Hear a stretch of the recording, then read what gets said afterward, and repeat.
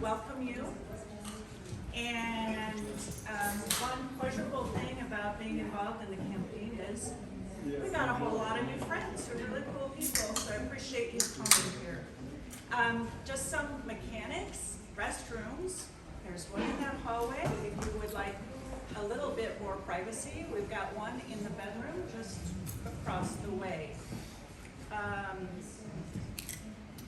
In deciding to host this, we really were asked, like, why do you support Evan?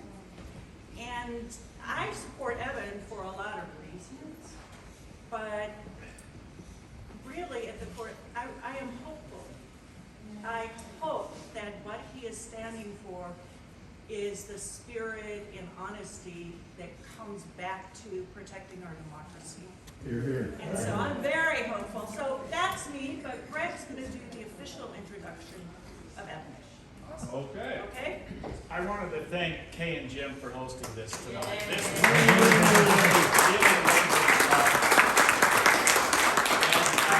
I'm a co-host, and people have asked why I'm co-hosting alone, and even though I'm married to Rebecca. Rebecca, my wife, works for the federal government. She works for the 10th Circuit Court of Appeals, and so she's precluded from being involved in political campaign. I ran for Attorney General in 2022, and she couldn't support me.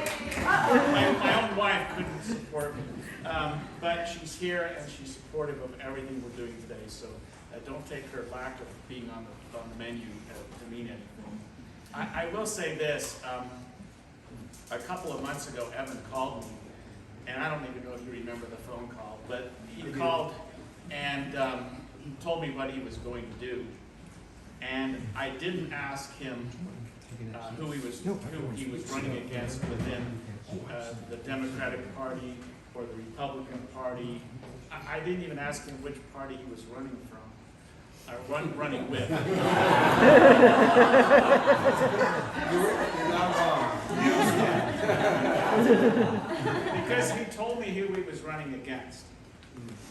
And at the time, we were involved in some discussions about an election that occurred in 2020, and his opponent had written some text messages to our former president's chief of staff expressing his undying support to do whatever it would take to set aside the election of 2020.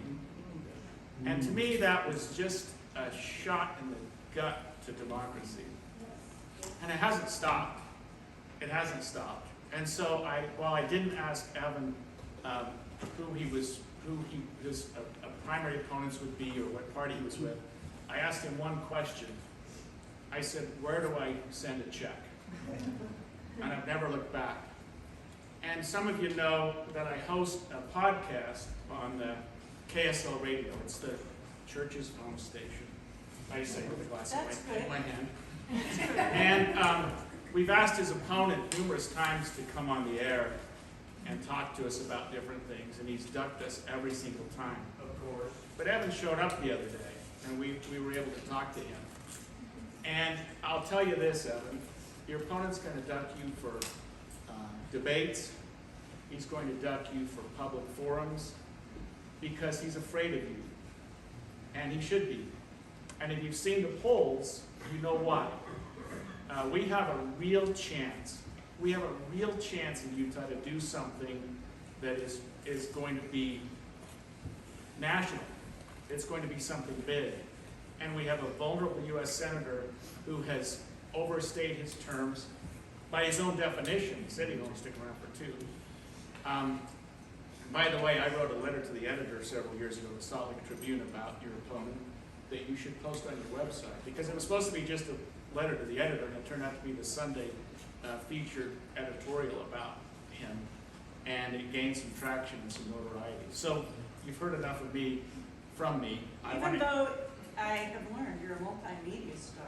I do. Podcast, print, whatever.